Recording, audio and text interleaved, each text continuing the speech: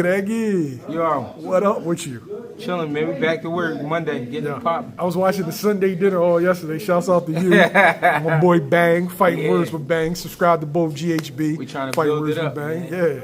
That was a good show, man. For sure. Appreciate that was a good that. show.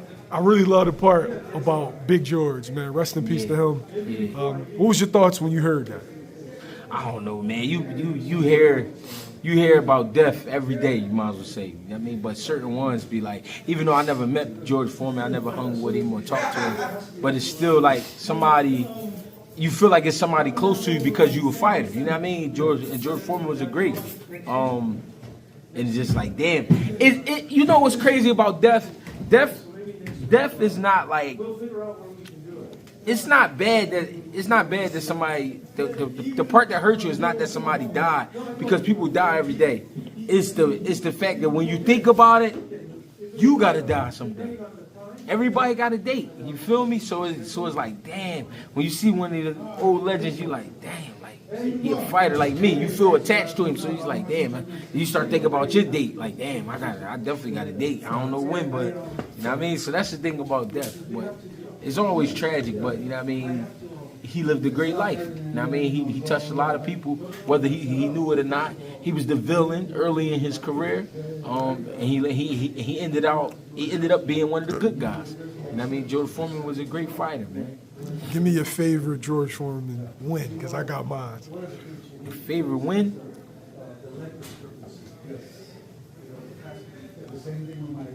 I think when he came back and he beat Michael Moore. That's for me. Bro, I was a kid. I remember watching that shit live.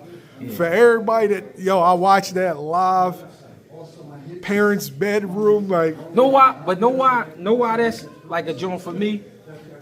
Michael Moore was disrespecting George Foreman. Like, he was calling him an old man. You know what I mean? Basically, like, he finished, almost like he never was George Foreman. And Teddy Atlas kept telling him, like, yo, this motherfucker can punch. Like, stop sitting in front of him. Stop sitting there and thinking you're going to just keep taking his punches. And then last round, he got caught with a right hand. That shit was a wrap. It was a wrap. One of the most devastating punches ever. Yeah, for sure. Big fella. Will we ever see another run like a George or Bernard? Will we ever see? I mean, that's the thing about the legends. They only one of a kind. You know what I mean?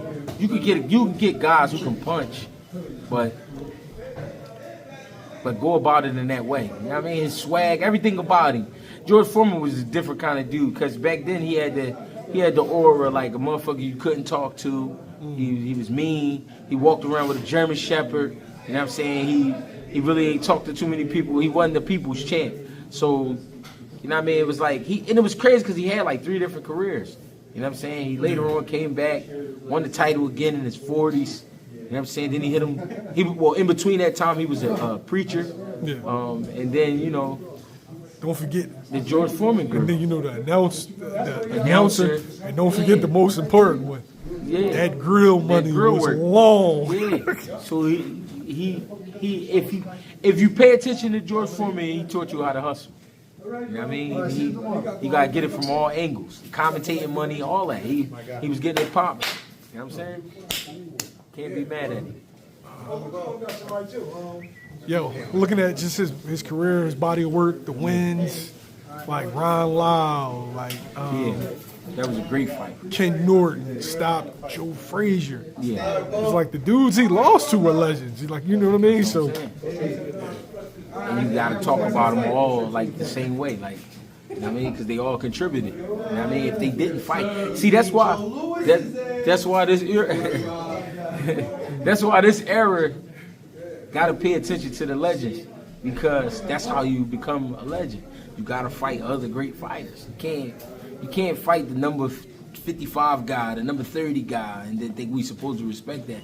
Like, you know what I mean? When you one of the best and you fighting the best, and they done fought 2-3 times and things like that, that's what really make you, you know what I mean, put your career in stone. You know what I mean?